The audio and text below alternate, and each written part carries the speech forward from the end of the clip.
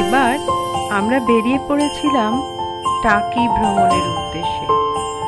টাকি আমার বাবার মামার বাড়ি, তাই আমি ও মা সেখানে যে কাকা কাকিমা থাকেন তাদের ডাকে চলে গিয়েছিলাম দুদিনের জন্য টাকিতে। ট্রেনে যাবার পথে সবুজে সবুজে মন ভরিয়ে দেয়, আর সোনালি পাকা ধানের ক্ষেত। একদম মুগ্ধ হয়ে দেখতে দেখতে চলেছিলাম। যতই ট্রেনে ভিড় থাকুক, এই প্রাকৃতিক দৃশ্য মন ভরিয়ে দেয়। সোনার ফসল মাঠে ফলে আছে, এই তো আমার বাংলা মায়ের রূপ। এত মনোরম প্রাকৃতিক দৃশ্য, একদম বিভোর হয়ে যাই। ধানের ক্ষেতে রৌদ্র ছায়ায় লুকোচুরির খেলা। সেই ধানের ক্ষেত একের পর এক পেরিয়ে চলেছি, আর ধানের ক্ষেতকে পিছনে পাহারা দিচ্ছে যেন সবুজ বনানী। এত ঘন সবুজ গাছপালার রং যে মনে হয় আমি এখানেই থেকে যাই।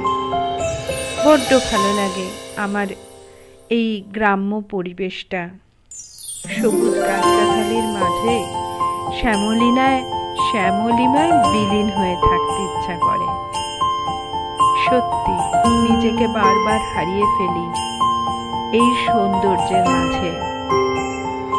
কত রকমের গাছপালা, চেনা অচেনা সমস্ত গাছের বন, ধানের ক্ষেত সব পেরিয়ে আমরা চলেছি। আস্তে আস্তে পৌঁছেও গেলাম টাকিতে। তারপর আমরা গেলাম সন্ধ্যাবেলা রামকৃষ্ণ মিশন স্কুলে।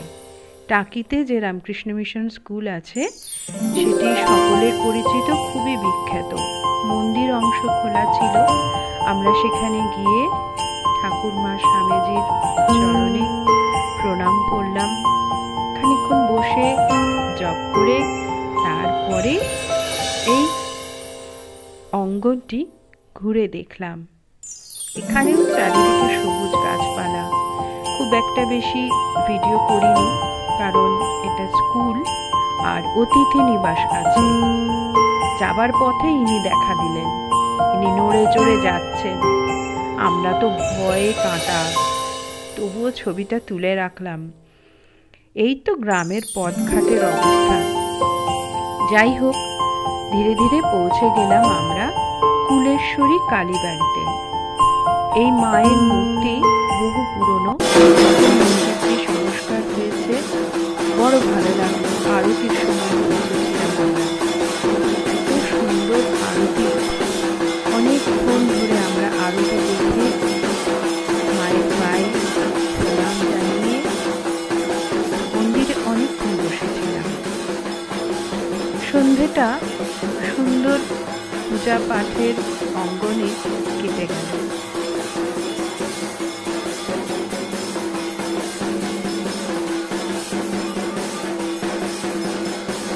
এনারা প্রতিদিন আসেন, ঢাক ঢোল কাসর ঘণ্টা ধ্বনিতে মায়ের পূজা হয় চারবেলা।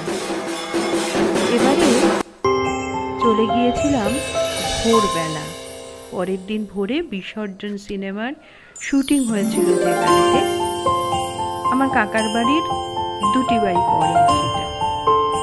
এত ভালো লাগছিল, সিনেমার সমস্ত দৃশ্যগুলো মনে পড়ছিল।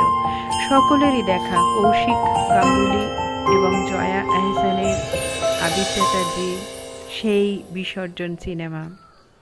এটা কৌশিক গাঙ্গুলির বাড়ি হিসেবে ব্যবহার করা হয়েছিল। পুরনো দিনের বাড়ি এখন সিনেমা শুটিং পারপাসে ভাড়া দেওয়া হয়। এমন প্রচুর বাড়ি রয়েছে টাকিতে। দেখতে দেখতে না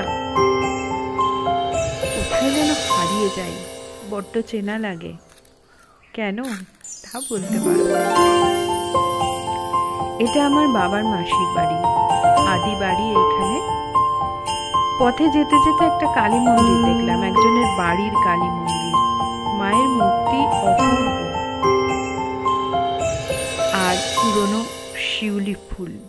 এরপর চলে গেছি বিকেলে মিনি সুন্দরবনের পথে। সুন্দরবন যাওয়া হয়নি, তাই মিনি সুন্দরবনেই মন ভরাতে হলো। এটা যাওয়ার রাস্তা, বেশ অনেকটা রাস্তা টোটো করে যেতে হয় এবং সে রাস্তা ভয়ঙ্কর অবস্থা। ইছামতির ধার দিয়ে যখন যাচ্ছিল টোটোটা, ছবি তুলতে পারিনি, এত ভয়ঙ্কর নড়াচড়া হচ্ছিল, ঝাঁকুনি হচ্ছিল, ছবি তোলার সাহস করে ফোন বার করতে পারিনি। অগত্যা সেই পথটা কাটিয়ে আসার পর এই পথ থেকেই আমি চলমান ছবি তুলতে পেরেছি। চলুন ধীরে ধীরে আমরা পৌঁছে যাব এবার মিনি সুন্দরবনে। সত্যি পরিবেশটা বেশ গা ছমছমে। ওখানে পাসপোর্ট জমা রেখে ঢুকতে হয়। পাসপোর্ট বলতে ভোটার আইডি কার্ড, কারণ এটা বর্ডার এরিয়ার মধ্যেই পড়ছে, তাই ভোটার আইডি কার্ডটা জমা রেখে ভেতরে পায়ে হেঁটে ঢুকতে হয়। অনেক বড় জঙ্গল, আমরা খুব বেশি দূর এগোতে পারিনি। যাবার পথেই যেরকম ঝোপঝাড় জঙ্গল পেরিয়ে যেতে হয়েছে, তাতে সুন্দরবনের স্বাদ বেশ খানিকটা পেয়েছি। হ্যাঁ, জলটার অভাব ছিল, জল পাবো একটু পরেই। আমরা আবার পৌঁছে যাব ইছামতির ধারে।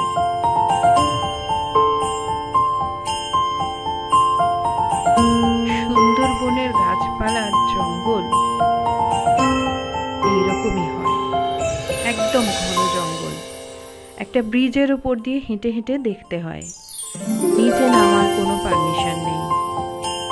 চারিদিকে কঠোরভাবে সতর্কবার্তা লেখা আছে, ব্রিজ থেকে নিচে নামা চলবে না।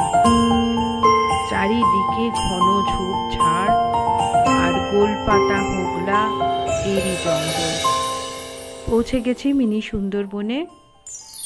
ব্রিজের তলা থেকে দেখা যাচ্ছে একদম কাদাযুক্ত পলিমাটি, সেখানে গোলপাতার জঙ্গল। আর অদ্ভুত জিনিস দেখলাম প্রথমবার, গোলপাতার ফল।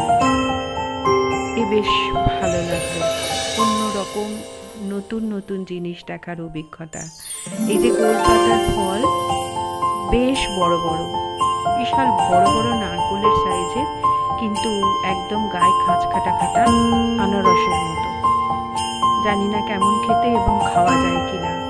এই সেই পয়েন্ট যেখানে ইছামতির ধারে মিনি সুন্দরবন থেকে পৌঁছানো যায়। এটাও আমরা ব্রিজের ওপর থেকেই দেখেছি, ব্রিজের নিচে নামার কোনো অনুমতি নেই। ওপারে দেখা যাচ্ছে আমাদের বাংলাদেশ, আমাদের পাশের দেশ, যেটা কোনো এককালে আমাদেরই দেশ ছিল। ইছামতির এখানে স্রোত খুব কম, একদম মনে হচ্ছে যেন ধীর স্থির ভাবে বয়ে চলেছে। অজস্র পানাও চলেছে, কচুরি পানা জলে ভেসে চলেছে। সূর্যাস্তের আলোয় এক মোহময় সন্ধ্যা, যদিও বেশ গা ছমছম করে, কারণ লোকজনের সংখ্যা খুব কম, ৩-৪ জন হাতে গোনা মানুষ সেখানে ছিলেন। বলল ছুটির দিনে এবং পুরো শীতকাল জুড়ে প্রচন্ড ভিড় হয়। মুখটা যদিও হাসি হাসি দেখছেন, মনে বেশ ভয় ছিল। বলুন, এত ঘন জঙ্গলের মধ্যে হাঁটতে হাঁটতে ভয় তো লাগবেই। আর আমরা মাত্র ৩ জন, আমি, মা আর কাকিমা।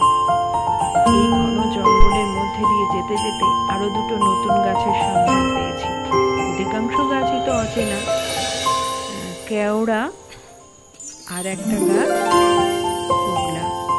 এখানে একটু পরেই দেখা যাবে। এই যে সেই ব্রিজ, হেতাল বনের গাছ আর কেওড়া।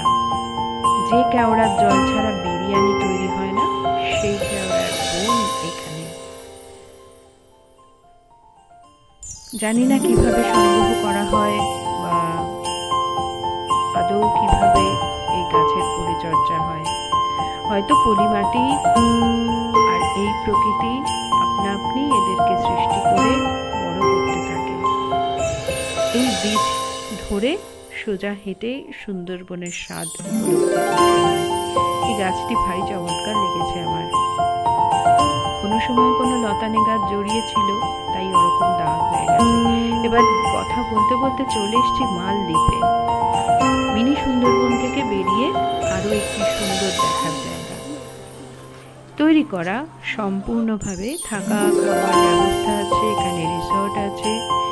এই যে জলের উপর কটেজগুলো আর জলের উপর বিভিন্ন ধরনের স্ট্রাকচার তৈরি করা, এই জন্যেই এটার নাম দেওয়া হয়েছে মালদ্বীপ। এখানে এসে ভিডিও কল করে বাড়ির লোকেদেরকে বেশ চমকে দেওয়া যায় যে দেখো আমরা কিন্তু মালদ্বীপে চলে এসেছি।